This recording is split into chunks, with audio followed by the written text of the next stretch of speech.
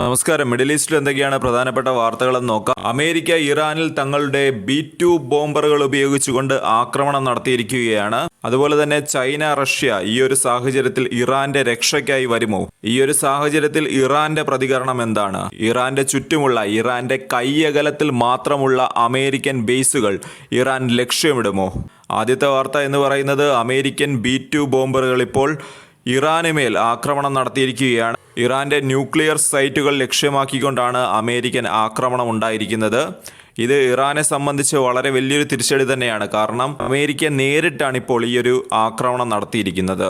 ഒരേ സമയം 3 nuclear സൈറ്റുകളിലാണ് American ആക്രമണം ഉണ്ടായിരിക്കുന്നത്. ഇറാനെ സംബന്ധിച്ച് ഇറാന്റെ അണ്ടർഗ്രൗണ്ട് ന്യൂക്ലിയർ ഫെസിലിറ്റികൾ, അത്തരം ഫെസിലിറ്റികൾ തകർക്കാനായിട്ടുള്ള ശേഷി ഇസ്രയേലിന് ഒരിക്കലും ഉണ്ടായിരുന്നില്ല.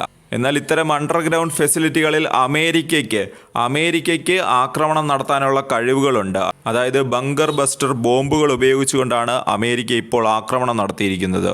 ഇത്തരം ബോംബുകൾക്ക് അണ്ടർഗ്രൗണ്ടിലുള്ള ഫെസിലിറ്റികൾ അത് തകർക്കാനായിട്ടുള്ള ശേഷിയുണ്ട്. എന്നാൽ അമേരിക്കൻ ആക്രമണത്തിൽ ഇത്തരം അണ്ടർഗ്രൗണ്ട് സൈറ്റുകൾക്ക് എത്ര കണ്ട് നാശനഷ്ടം ഉണ്ടായി എന്നതിനെക്കുറിച്ച് ഇതുവരെ വ്യക്തമായൊരു വിവരം വന്നിട്ടില്ല.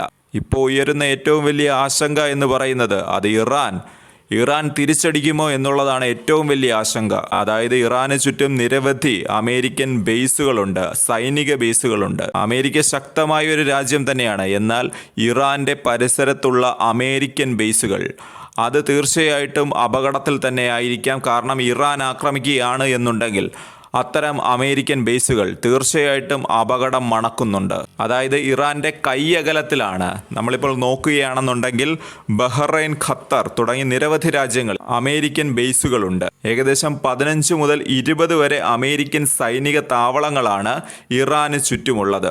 നമുക്കറിയാം, ഇസ്രയേലിൽ കനത്ത നാശമാണ് ഇറാൻ വിതച്ചിരിക്കുന്നത്. അതിന് പുറമെ അമേരിക്കൻ എംബസി, അതായത് ഇസ്രയേലിലുള്ള അമേരിക്കൻ എംബസിക്ക് സമീപം വരെ ഇറാൻ ആക്രമണം നടത്തിയിട്ടുള്ളതാണ്. അതിനാൽ തന്നെ ആശങ്ക ഏറുകയാണ്. എന്നാൽ അമേരിക്ക ഇപ്പോൾ ഇറാനെ നേരിട്ടാണ് ആക്രമിച്ചിരിക്കുന്നത്. അതിനാൽ തന്നെ ഇറാന്റെ പ്രതികരണം എങ്ങനെയായിരിക്കുമെന്നുള്ളൊരു ആശങ്ക ഇപ്പോഴും ലോകത്ത് നിലനിൽക്കുന്നുണ്ട്. എന്നാൽ മറ്റൊരു ചോദ്യം ഉയരുന്നത്, ഇസ്രയേലിന് സപ്പോർട്ടുമായി അമേരിക്ക വന്നതുപോലെ ഇറാന് സപ്പോർട്ടുമായിട്ട് ചൈനയോ റഷ്യയോ മുമ്പോട്ട് വരുമോ എന്നുള്ളതാണ്. ഇപ്പോഴത്തെ ഈ ഒരു മൂവ്മെന്റിൽ നമുക്ക് പറയാൻ സാധിക്കുന്നത് ചൈനയും റഷ്യയും പറയുന്നത് സമവായം പാലിക്കുക എന്നാണ്. എന്നാൽ ഓർക്കണം, ഈ ഒരു പ്രതിസന്ധി ഘട്ടത്തിൽ തന്നെയാണ് ചൈന ഇറാൻ ആവശ്യമായിട്ടുള്ള യുദ്ധസാമഗ്രികളുമായിട്ട് ഒരു കാർഗോ പ്ലെയിനിൽ സാധനങ്ങളെല്ലാം തന്നെ ഇറാൻ എത്തിച്ചു കൊടുത്തത്. അതിനാൽ തന്നെ വരും ദിവസങ്ങളിൽ ഒരു പക്ഷേ കാര്യങ്ങൾ മാറി മറിഞ്ഞേക്കാം. എല്ലാ ശ്രദ്ധയും ഇപ്പോൾ വന്നു നിൽക്കുന്ന ഒരേ ഒരു കാര്യത്തിൽ തന്നെയാണ്. അതായത് ഇറാന്റെ തിരിച്ചടി ഉണ്ടാകുമോ? ഉണ്ടാകുകയാണെങ്കിൽ അത് എവിടെയാണ് ഉണ്ടാകാൻ പോകുന്നത്? ഇറാന്റെ ഭാഗത്തു നിന്നുള്ള പ്രതികരണങ്ങളും ഇപ്പോൾ വരുന്നുണ്ട്.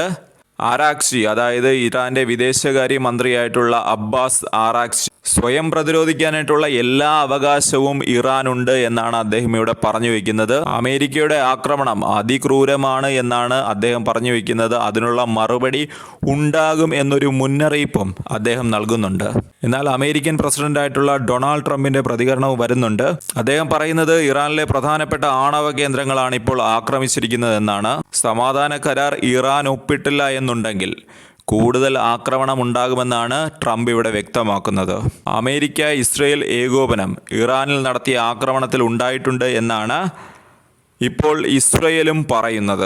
അതിനിടെ യമനിലുള്ള ഹൂത്തികൾ ഇപ്പോൾ അമേരിക്കയ്ക്ക് മുന്നറിയിപ്പ് നൽകിയിരിക്കുകയാണ്. റെഡ് സീയിൽ കൂടെ പോകുന്ന കപ്പലുകളെ ഞങ്ങൾ ടാർഗറ്റ് ചെയ്യുമെന്നാണ് ഇപ്പോൾ ഹൂത്തികൾ പറഞ്ഞു വെക്കുന്നത്. നമുക്കറിയാം, കുറച്ച് നാൾക്ക് മുമ്പ് വരെ ഇസ്രയേലിൻ്റെയും ഇസ്രയേലിനോട് ചേർന്ന് നിൽക്കുന്ന രാജ്യങ്ങളുടെയും കപ്പലുകൾ ഹൂത്തികൾ നിരന്തരമായി ആക്രമിച്ചിരുന്നു. ഗസയിൽ ഇസ്രയേൽ നടത്തുന്ന ക്രൂരതകളിൽ പ്രതിഷേധിച്ചുകൊണ്ടാണ് ഈ ഒരു ആക്രമണമെന്നാണ് ഹൂതികൾ അന്ന് പറഞ്ഞിരുന്നത്. അതിനെ തുടർന്നായിരുന്നു ഇസ്രയേലി സപ്പോർട്ട് ചെയ്യുന്ന കപ്പലുകൾ ഹൂതികൾ തിരഞ്ഞുപിടിച്ച് ആക്രമിച്ചിരിക്കുന്നത്. എന്നാൽ ഇപ്പോൾ പറയുന്നത് അമേരിക്ക ഇസ്രയേലിന് കൂട്ടുനിൽക്കുകയാണ് എന്നുണ്ടെങ്കിൽ ഇത് വീണ്ടും തുടങ്ങും എന്ന രീതിയിലാണ് ഹൂത്തികൾ ഇപ്പോൾ പറഞ്ഞു വെക്കുന്നത്. എന്നിരുന്നാലും ഇപ്പോൾ മിഡിൽ ഈസ്റ്റിൽ വളരെയധികം ആശങ്ക ഉളവാക്കുന്ന കാര്യങ്ങൾ തന്നെയാണ് നടക്കുന്നത്.